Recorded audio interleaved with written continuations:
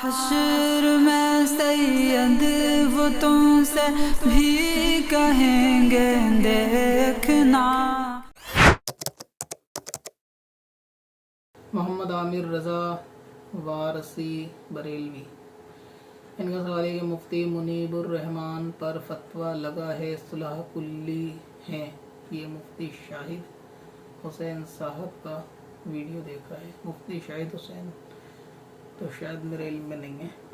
مفتی منیب الرحمان صاحب پر فتویٰ لگا ہے صلح کلی ہونے کا، تو اب اس میں سوال کیا ہے آپ کا؟ اگر لگا ہے تو اس میں سوال کیا ہے؟ یہ کہ صحیح لگا ہے یا نہیں لگا، کیا یہ کہ غلط لگا ہے یا نہیں لگا؟ جو چیزیں بنیاد بنائی گئیں ویڈیو میں کہ دیوبندیوں کے پیچھے نماز پڑھنا، ان کی تعظیم وغیرہ کرنا یا دینی معاملات کرنا ان کے ساتھ، وہ چیزیں واقعی قابل گرفت ہیں، ٹھیک ہے۔ اسی کو تو پھر صلح کلیت کہا جائے گا کہ اگر کوئی ایسا شخص کہ جو آپ کا پیشوا ہو اور وہی اگر دیوبندیوں کے پیچھے امامت میں نماز پڑھے اور پھر آپ یہ کہیں یا ان کی صفائی دینے والے یہ کہیں کہ انہوں نے نیت نہیں کی تھی، اپنے گھر پہ نماز دہرا لی تھی اور صرف ایسے ہی کھڑے تھے فارمیلٹی کے لیے، تو یہ چیز قبول نہیں کی جائے گی۔ اگر یہ چیز قبول کر لی جائے گی تو آپ کو پھر قوم کو یہ بتانا ہوگا کہ آپ بھی نیت باندھ کے اس طرح کھڑے ہو سکتے ہیں، جبکہ علماء تو منع کرتے ہیں، ٹھیک ہے۔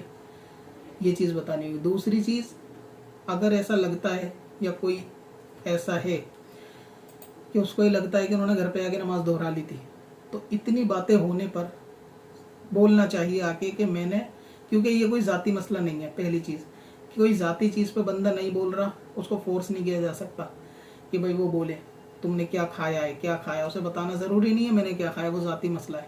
لیکن عبادت کا مسئلہ ذاتی مسئلہ نہیں ہے، کیونکہ دین کا مسئلہ، عبادت کا مسئلہ کہیں نہ کہیں قوم سے جڑا ہوا ہے۔ جب کوئی رہبر کے طور پہ قوم میں ہوتا ہے تو اس کو بتانا ضروری ہے کہ بھائی میں نے یہ کام کہ جو کفر اور ایمان کا فرق رکھتا ہے، اتنا بڑا کام میں نے کیوں کیا۔ تو اگر ایسا ہے کہ صرف میں نے نیت باندھی ہے، میں کھڑا ہوا تھا، میں نے نماز نہیں پڑھی دیوبندی کے پیچھے، تو اسے ایکسپلین کرنا چاہیے کہ یہ معاملہ ہے۔ لیکن کیونکہ یہ ایکسپلینیشن بھی قابل قبول نہیں ہو سکتی، تو اس لیے یہ چیز درست نہیں ہے۔ باقی بہت سارے لوگوں نے اس تعلق سے میل کیا تھا کہ میں ویڈیو بناؤں، بٹ سیپریٹ ویڈیو بنانے میں تھوڑا اچھا نہیں لگتا۔ اگر بات بڑوں بڑوں میں چل رہی ہے تو پھر لوگ کہتے ہیں کہ ان کو بولنے کی کیا ضرورت ہے، اس طریقے کے لوگ باتیں کرتے ہیں۔ لیکن آپ نے پوائنٹ آف ویو جانا تو یہ حقیقت ہے کہ اکابر ہو یا کوئی بھی ہو، جو چیزیں کفر ایمان کا فرق کریں گی اس کے اندر رشتہ داری کی رعایت نہیں ہوتی۔ وہ بات بالکل واضح ہے کہ اگر آپ نیت باندھ کے کھڑے تھے تو آپ بتاؤ، اگر باتیں چل رہی ہیں تو آپ بتاؤ کہ میں نیت باندھ کے کھڑا تھا۔ آپ کی خاموشی بتا رہی ہے کہ آپ نیت باندھ کے نہیں کھڑے تھے۔ اگر آپ یہ سمجھتے ہو کہ میں جواب دینا ضروری نہیں سمجھتا، تو یہ کوئی پرسنل میٹر کا جواب نہیں ہے کہ جو ضروری نہیں ہے۔ یہ نماز کا مسئلہ ہے اور اس سے لاکھوں لوگ جڑے ہوئے بھی ہیں کہ جو فالو کرتے ہیں اہل سنت کے علماء کو۔ اگر وہ دیکھیں گے کہ ہمارے عالم ہی نماز کی نیت باندھ کے کھڑے دیوبندی امام کے پیچھے، کل کو آپ کیسے کہہ دو گے کہ بد مذہب کے پیچھے نماز نہیں ہوتی؟ کیونکہ پھر تو لوگ شیعہ کے پیچھے بھی کھڑے ہو جائیں گے، کہہ دیں گے ہم نے نیت نہیں باندھی تھی، قادیانیوں کے پیچھے کھڑے ہو جائیں گے۔ اور سب سے بڑا مسئلہ یہ ہوتا ہے کہ اگر آپ دیکھیں گے اس طریقے کی حدیثیں بھی ہوتی ہیں کہ لوگوں اس کام سے بچو کہ جو ذلت پہ پیش کر دے آپ کو، کہ آپ کو ایسا معاملہ کر رہے ہیں کہ اس میں پھر آپ پہ کوئی پینلٹی لگ جائے، لوگ انگلیاں اٹھانا شروع کر دیں، تو اس سے بچنے کا حکم ہے۔ آپ پبلک کے اندر ایسا کام کریں گے کہ لوگ اس پہ انگلی اٹھائیں، تو شریعت نے اس کی بہت احتیاط کی ضرورت سمجھی ہے کہ کرنا چاہیے۔ اور یہ احتیاط عوام سے زیادہ خواص کے لیے ہے، یعنی پیشوا کہلانے والوں کے لیے زیادہ احتیاط ہے کہ جب وہ پبلک میں ہوں تو ان کے طور طریقے، ان کا لائف اسٹائل ایسا نہیں ہونا چاہیے کہ جس پہ لوگ انگلی اٹھائیں، کیونکہ لوگ ان کو فالو کرتے ہیں۔ جب لوگ ان کو فالو کرتے ہیں تو لوگ ان کی باتوں کو سیریسلی اور ڈیپلی دونوں طریقے سے جج کرتے ہیں اور دیکھتے ہیں۔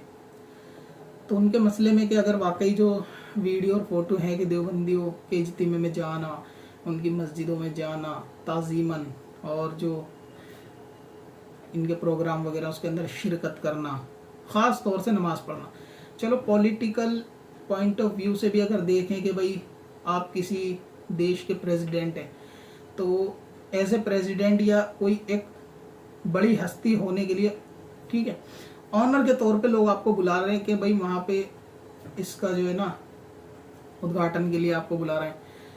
अगर 1% मान भी लिया जाए कि वहाँ रियायत निकलती है कि भाई मैं प्रेसिडेंट हूँ, मुझे सबके वहाँ जाना ज़रूरी होता है, तो इसलिए मैं जात धर्म नहीं देखता, जो भी मुझे खुशी से बुलाता मैं चला जाता हूँ। लेकिन मेरा नज़रिया अकीदा तो मेरे दिल में है, मैं शिरक में शामिल नहीं होता, लेकिन उनकी खुशी में, दावत में, शादी में हर तरीके के लोग मिलने जुलने वाले होते हैं, बुला लेते हैं। बहुत से उलमा भी ऐसे होते हैं कि जिनका ताल्लुक गैर मुस्लिमों से होता है और वो अपनी शादियों में उनको बुलाते हैं, इज्जत करते हैं, रेस्पेक्ट करते हैं, सम्मान की नज़र से देखते हैं, बुलाते हैं, तो वो एक अलग चीज़ है। तो अगर ये इतना भी होता तो उसके अंदर कोई गुंजाइश निकल सकती थी।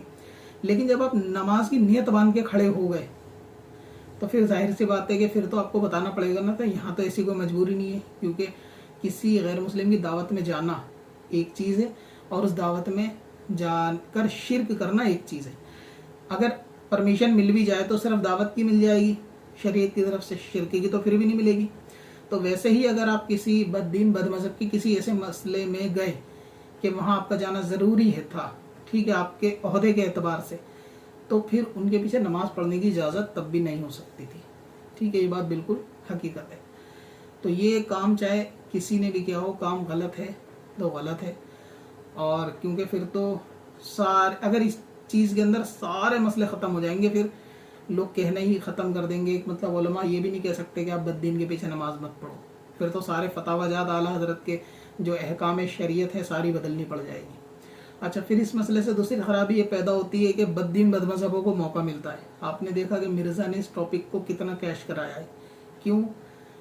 जाहिर सी बात है कि उसको तो मौका मिला कि भाई देखो मुफ्ती मुनीबुर रहमान साहब ने नमाज पढ़ी, अब बरेलवी क्या कहेंगे, अब बरेलवी क्या कहेंगे। बात सही है उसकी कि वाकई में अब क्या कहेंगे, अब तो सोचने वाली बात है। तो ये तो उनको खुद सोचना चाहिए। हर जगह खामोशी, इतनी खामोशी नहीं होनी चाहिए दीन के मसले में, क्योंकि आपसे कोई प्रॉपर्टी के कागज़ तो नहीं मांग रहा कि आप चेक कराओ कहाँ कहाँ घर खरीदा है, कि आप खामोश हो। आपसे जो बात की जा रही है वो दीन की करी जा रही है। अच्छा, क्यों करी जा रही है? क्योंकि आप रहबर हो। आप रहबर हो तो कौम का हक तो है ना आपसे पूछना कि आपने क्यों नमाज पढ़ी। तो इसमें कोई छोटे बड़े वाली तो कोई मसला ही नहीं है। जो लोग डिफेंस कर रहे हैं वो कि देखना चाहिए, माहौल ऐसा है। एक मुफ्ती साहब और भी इनका बयान सुना था कि माहौल ऐसा है, वो पहला माला दूसरा माला, काबिल कबूल दलील लग नहीं रही थी। वो भी ऐसी बातें नहीं करनी चाहिए कि पहला माला और दूसरा माला, ये चीज़ ठीक नहीं है। जो मसला इतनी वजाहत और सराहत के साथ गलत हो उसमें रियायत नहीं हो सकती। हर शख्स ये कह देगा कि तुमको क्या पता मैंने वहाँ शिरक क्यों किया, तुमको तो सोचना चाहिए, पहले उससे पूछना चाहिए। अच्छा, जब पूछ रहे हैं तो जवाब भी नहीं, कोई नहीं दे रहा, सामने से जवाब नहीं दे रहा, तो क्या मामला किया जाए। तो इसलिए इस मसले में जो गलत है वो तो गलत ही है। चाहे नमाज बददीन बदमज़हब के पीछे जिसने भी पढ़ी हो काबिल कबूल नहीं है, अलल ऐलान ही तौबा करनी पड़ेगी, हस्ती बड़ी हो या छोटी हो, ठीक है। और जो भी अहकाम उस नमाज के तहत लाजिम उन पे आते हैं उन सबको उनको अमली जामा पहनाना पड़ेगा, चाहे वो तजदीद ईमान का हो, तजदीद निकाह का हो, एलानिया तौबा का हो, आइंदा ना करने वाले ऐलान का हो, वो सब मामला उनको पूरे करने पड़ेंगे। अगर आप भी आसान तरीके से घर बैठे उर्दू पढ़ना लिखना सीखना चाहते हैं तो आज ही हमारा बेसिक उर्दू कोर्स खरीदें। बच्चे और बड़े सभी के लिए। ज्यादा जानकारी के लिए विजिट करें varsistore.in पर या हमें इंस्टाग्राम पर कांटेक्ट करें। चल तुझे भी बख्शवा दूं, तेरी बारी आ गई।